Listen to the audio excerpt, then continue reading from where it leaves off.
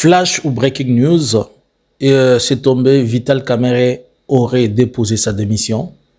Selon les informations que nous venons de requérir de plusieurs sources au niveau du Parlement, et il reste à savoir si il va le déclarer officiellement aujourd'hui. Mais déjà, nous pouvons dire que certaines des sources qui sont fiables, proches du gouvernement et proches de la présidence, l'ont aussi annoncé. Bonjour, bonsoir. Nous vous saluons de partout où vous êtes en train de nous suivre à cet espace Analysons Congo. Nous, c'est Analysons Congo. Nous analysons au quotidien les événements, les histoires qui se passent en RDC et nous essayons de comprendre les événements. Abonnez-vous, likez, partagez, surtout, laissez-nous un commentaire positif, un commentaire qui va faire que l'on puisse booster ce que nous sommes en train de faire. Alors, nous venons de l'apprendre. Nous l'avons déjà annoncé avec nos différents posts sur TikTok comme sur Facebook, que dans les heures qui vont suivre, il est possible que Vital démissionne. Mais là, nous venons de l'apprendre. Et une source qui est trop proche de la présidence, dans les cercles, l'un des contacts dans les cercles de la famille présidentielle et dans les cercles présidentiels, fait comprendre que Vital Kamerhe a cédé, donc il a démissionné. Cette démission, c'est une démission politique, nous pouvons la dire. Comme on le sait, le problème, il est tout à fait ailleurs. On sait seulement que le président, comme vous le savez, nous avons toujours dit chaque fois que Félix sort, c'est qu'il y a quelque chose qui va se faire, qu'il a déjà activé ou amorcé, mais il ne veut pas que cela se fasse à sa présence pour qu'on n'arrive pas à lui poser des questions, puisqu'il ne veut pas se retrouver sans réponse, car il s'acquise de remords de certaines choses. Alors, ce qui va se passer, c'est que maintenant, on devra passer, c'est peut-être demain, on va mettre en place un calendrier pour d'abord le dossier doit être on doit l'accepter, après l'avoir accepté, on doit mettre en place tout le monde peut-être du bureau doit aussi démissionner, je pense, on doit vérifier le règlement à la matière, ils doivent démissionner afin de pouvoir mettre en place un autre bureau. Toute la question, nous allons revenir dans plusieurs analyses et analyser, essayer de comprendre en profondeur. Est-ce que cette crise va nous amener où? La crise, elle profite à qui? La crise, elle profite à Félix, premièrement, puisque c'est lui qui l'a créée. C'est Félix qui a créé la crise.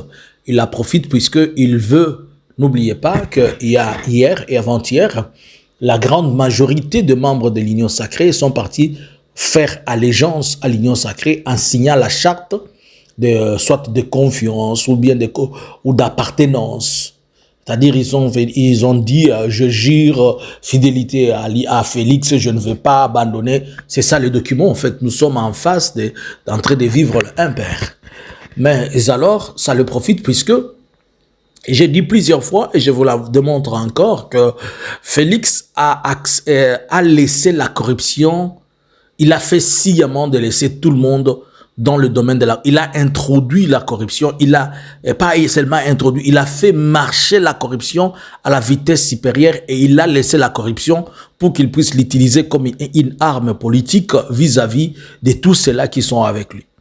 Ainsi donc, il a les dossiers de tout un chacun, celui-ci a détourné des millions, il a détourné des millions. Alors face à la réalité, lorsqu'ils sont devant une situation, il suffit qu'il t'impose une signature, il t'impose une position, si tu refuses, on te colle un procès.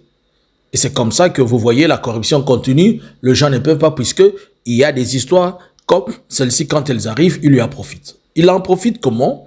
Puisqu'il veut d'abord contrôler, bien qu'il a la majorité parlementaire, il veut contrôler totalement la présidence du Parlement, bien qu'il a contrôlé, mais il veut que quelqu'un qui porte allégeance à lui et qui va accompagner ce qu'il a comme pensé et projet. Nous avons expliqué plusieurs fois, nous avons fait des analyses. C'est là où ce n'est pas profitable pour lui, et c'est à la fois profitable puisqu'il joue à la malignité, à la rise. Il va vous dire, nous avons été en guerre. Il va vous dire, on n'a pas travaillé à cause de ceci. Il faut me donner du temps, il faut faire ceci. Mais en faisant cela, il est en train lui-même de se faire perdre le temps de travail, puisque comme il n'a pas de bilan, il veut justifier de ne pas avoir travaillé ou ne pas avoir fait quelque chose puisqu'il y a une telle crise alors que c'est lui-même qui crée ces crises-là. En fait, il crée les crises pour se couvrir, pour le prendre comme une couverture, se protéger contre ce que c'est qu'il évite qu'on lui demande. Mais il y a un sage, Joseph Kabila nous a dit que cette supercherie ne prendra pas tout le temps. Un jour, on finira par comprendre. Alors maintenant, celui qui doit prendre ce poste, il doit être le contraire de Vital Kamerhe. C'est-à-dire, on doit lui faire comprendre qu'ici, c'est oui et amen. Et s'il devenait le contraire de Vital Kamerhe, alors là, il est en train de marcher dans le bon sens de ce que veut Félix. Nous devons juste garder un œil. Nous attendons savoir comment les choses vont se passer. Si ça change autrement, nous serons encore là pour venir vous faire le flash. Mais ce qui s'est passé est tel qu'il s'est passé. Alors, si la procédure de Vital commence par cette démission, nous allons maintenant dans la grande formule, dans la grande processus de son humiliation. Et je suis sûr que je vous ai dit, Félix est à New York, maintenant là, il est dans une conférence où on est en train de chercher comment obtenir, si cela était possible, la reconnaissance du génocide congolais. Mais il a laissé cet ordre que ça soit appliqué, qu'il mette sa démission et qu'il parte, c'est tout.